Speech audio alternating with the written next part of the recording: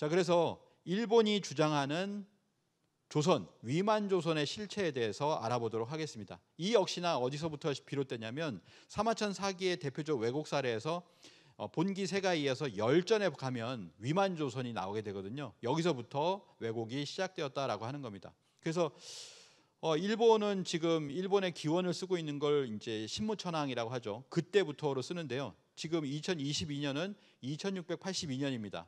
옛날 뭐 100년 전 일제 시대로 돌아가 본다면은 뭐 2600년 정도가 되겠는데요. 그때로 가자면 결국에는 일본이 2600년이 되는데 그 이전의 역사는 다 이제 없애버리는 거죠. 단군조선, 기자조선도 이제 없애버리는 겁니다. 그러면서 결국에는 위만조선만 남겨놨다라고 하는 거죠. 한국은 2000년의 역사를 가진 나라요. 일본보다 더 짧은 역사를 가진 그런 나라로 만들기 시작한 겁니다.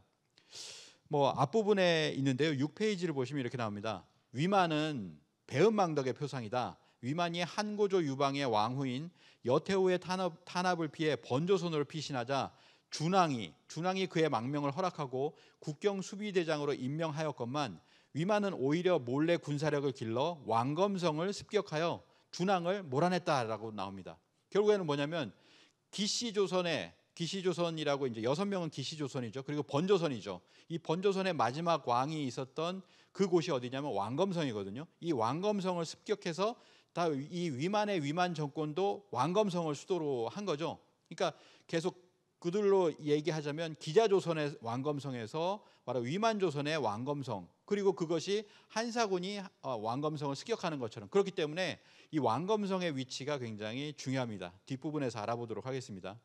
이런 부도덕한 위만을 단군조선의 정통 계승자로 내세우는 것은 제 부모를 쫓아내고 안방을 차지한 강도를 주인으로 대접하는 것과 다를 바가 없다라고 얘기를 하고 있습니다. 우리 역사는 언제 바로잡힐 것인가?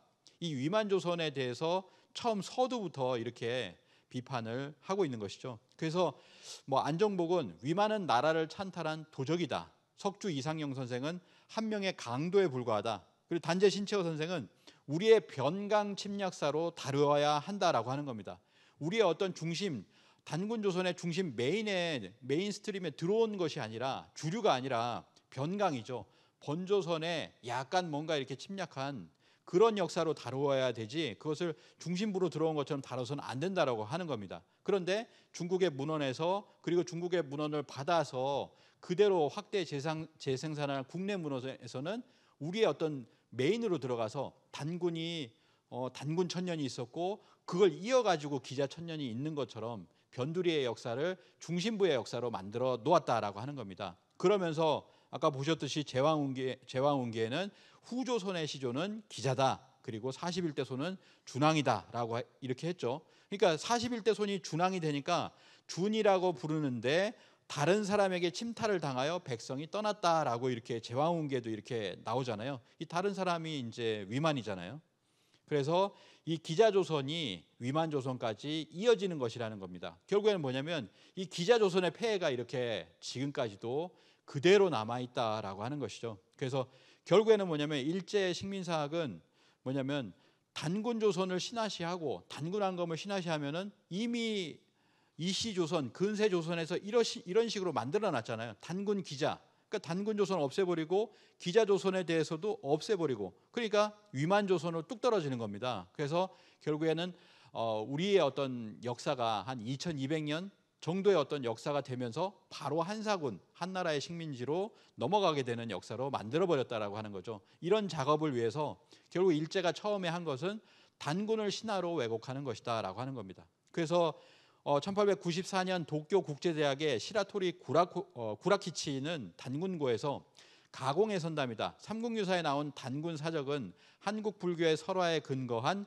가공의 선담이다. 이렇게 이야기를 했고, 케이오 의숙 출신의 나카미치오는 승도의 망설이다. 이렇게까지도 얘기를 했습니다. 중들이 날조한 이야기다. 승도의 망설을 역사상의 사실로 삼은 것이다. 단군왕검은 불교 승도의 망설이요 날조된 신화다라고 이야기를 하고 있습니다. 이렇게 단군 신화라고 하는 것이 그 신화 속에서 역사적 사실을 찾으면 모르거니와 이것을 날조된 신화라고 얘기하고 있는 것은 분명 일제 식민 사학자들이었는데 우리의 어떤 주류 학계에서는 단재 신채호 선생이 단군 신화라는 얘기를 가장 먼저 썼다. 뭐 이런 식으로 우리 스스로가 깎아내리고 비판하는 그런 모습들이 최근 학술대에서 있었죠. 자, 이어서 이제 이만희 시류가 1921년 단군고라는 논문을 통해서 단군의 건국 사화를 신화로 다시 조작하였습니다. 그래서 20여 년 전 아까 보셨던 나카미치오가 만든 단군 신화를 논리적으로 체계화한 것으로 우리나라 역사 왜곡의 밑바탕이 되었다라고 하는 거죠. 그러면서 이만희 시류가 자행한 것이 뭐냐면 이 단군 신화는 북방 퉁구스 계통이다라고 얘기를 한 겁니다. 그래서 남쪽의 한민족과는 아예 무관하다. 한민족 전체의 시조시는 존재하지 않는다라고 하여서 한반도의 남부와 북부를 분단시켰습니다.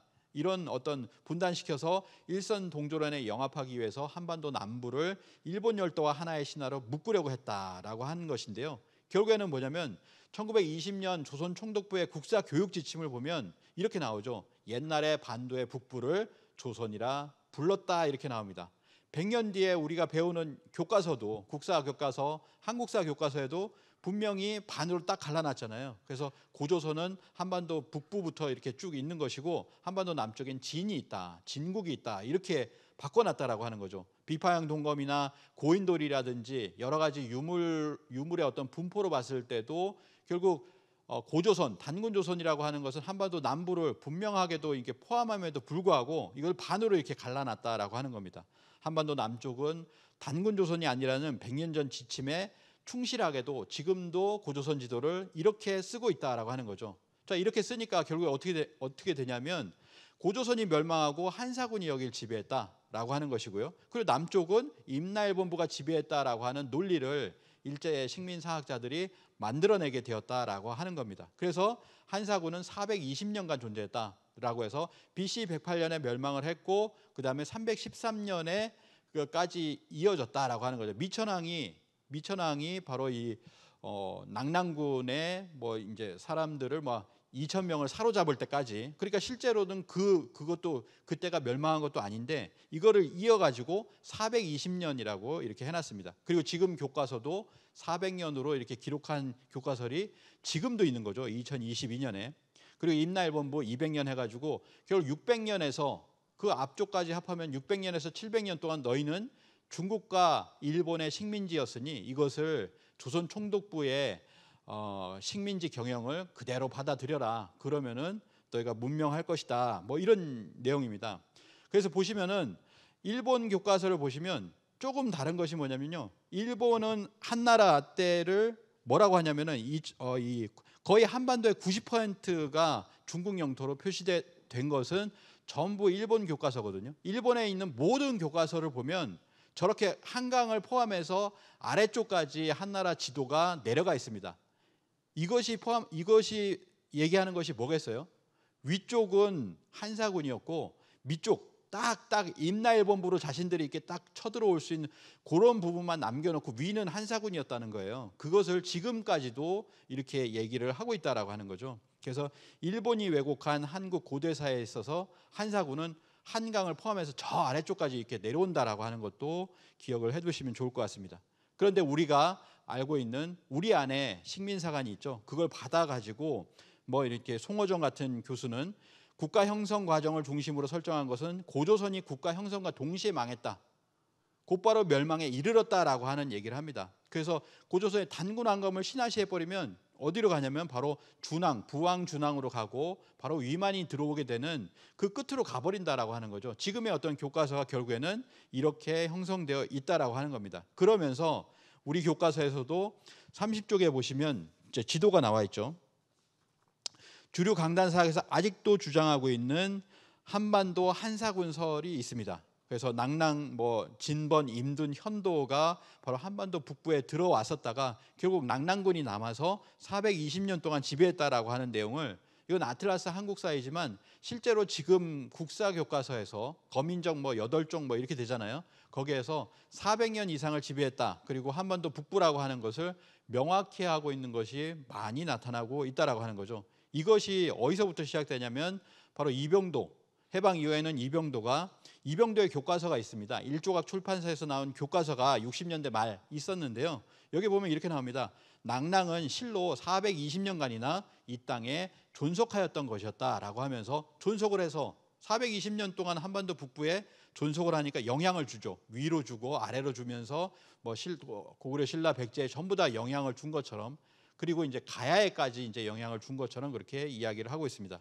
그러면서 지금 현재도 국립중앙박물관을 가 보시면 오른쪽은 역사 연표거든요. 딱 처음에 들어가면 역사 연표가 나오는데 거기에 낙랑이라고 해서 108년 BC 108년부터 313년까지 420년을 정확하게 표현을 해놨죠. 시간을 그대로 420년을 적어놓고요. 그리고 안쪽으로 들어가면 낙랑실이 있습니다. 거기에 보면 지도가 있는데 낙랑을 평양 대동강 유역에다가 명확하게 이렇게 써놨죠. 그래서 한 곳에서 볼 수는 없지만 거길 딱 들어가서 이곳저곳을 살펴보면 낙랑군이라고 하는 한나라의 식민지는 한반도 북부에 420년 존재했구나라고 하는 것을 알 수 있게끔 고조선 관에서부터 백제관 그리고 고구려관까지 전부 다 연표나 이런 데다 이런 걸 써놨다라고 하는 거예요. 그래서 이렇게 지금 되어 있습니다. 그래서 30쪽에 보시면 이렇게 나옵니다. 일제가 내세운 한사군서를 그대로 따라 우리 역사학자들의 손으로 한반도의 한사군을 설정한 것이 빌미가 되어 우리는 지금 다시 중국에게 역사를 빼앗기고 있다. 중국은 한사군이 한반도에 있었다는 설을 동북공정에 적극 활용하여 100여 년 전 한나라 때의 중국 영토를 한강 이북까지 확장하였다라고 이렇게 나와 있습니다. 그래서 동북공정의 성공은 이미 한사군 한반도설에 의해서 성공했다라고 하는 거예요. 고구려 발해 이런 얘기를 할 것 없이 이것만 가지고도 성공이다라고 하는 겁니다.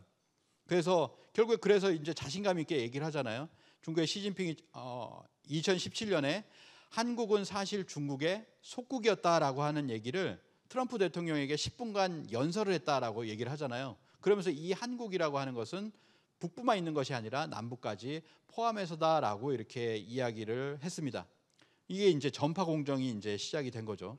그래서 전 세계에 보시면은 자신감 있게 이렇게 한나라의 영토를 한강 유역까지 이렇게 표시한 이게 미국의 교과서고요. 영국의 옥스포드 출판사의 교과서를 보면 결국 한강 이북까지 고구려의 영토가 전부 다 한나라의 영토로 이렇게 그리워져 있습니다. 그리고 구글에서 보시면 한 다이너스티라고 검색을 해보시면요, 한 다이너스티 맵이라고 이렇게 검색을 해보시면 그 지도들이 한나라의 지도가 나오거든요. 그 지도는 거의 100% 한반도 북부까지를 지배하고 있는 그런 모습으로 나오고 있다라고 하는 겁니다. 그래서 사이버 외교 단체 있죠, 방크에서 이렇게 얘기를 합니다. 세계적으로 유명한 출판사들이 발행한 교과서들이 중국의 동북공정을 지지하는 듯한 지도를 버젓이 게재하는 것은 수많은 세계의 청소년들에게 한국에 대한 잘못된 역사인식을 심어줄 수 있고 나아가 아시아 평화에 심각한 위협이 될 것이다 라고 하면서 출판사를 상대로 시정운동을 펼친다고 하는데, 이 시정운동을 펼치는 게 뭐냐면 다 그런 거거든요. 한나라 지도 이런 겁니다.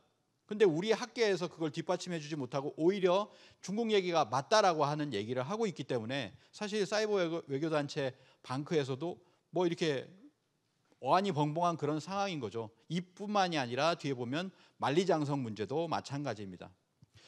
자, 그래서 이제 위만조선 부분인데요. 한나라가 위만조선을 공격하잖아요. 위만조선의 수도는 그 이전부터 있었던 바로 준왕도 있었던 바로 왕검성입니다. 그래서 한나라가 공격한 위만조선의 왕검성은 대동강 평양에 없었다라고 하는 얘기입니다. 이 왕검성이 지금 백과사전 이런 식에도 보면 전부 이렇게 나오잖아요.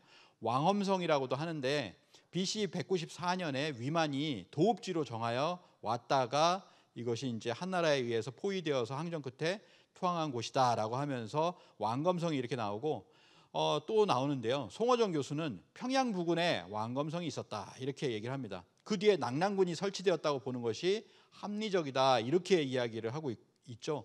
고조선 왕검성이 있었다. 이거 위만조선의 왕검성이 마지막에 이제 마지막 조선이잖아요. 그래서 왕검성이 있었다 이런 식으로 얘기를 하는 거예요. 결국에는 뭐냐면 한국 강단사학계에서는 위만조선의 도읍지가 왕엄성인데 여기가 바로 한나라의 식민지인 낙랑군이 있었던 곳이다. 그곳이 평양 일대다라고 우기고 있는 겁니다.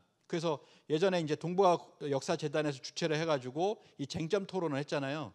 2016년인데요. 상고사 토론회에서 왕검성이 어디냐, 한 군현이 어디냐를 가지고 이렇게 토론을 했었는데요. 이때 나왔던 교수가 정인성 교수입니다. 정인성 교수인데 고고학의 어떤 달인이잖아요. 이 정인성 교수가 2017년부터 말을 바꿨죠. 그래서 2017년 한국 고고학 전국대회에서 이렇게 얘기합니다.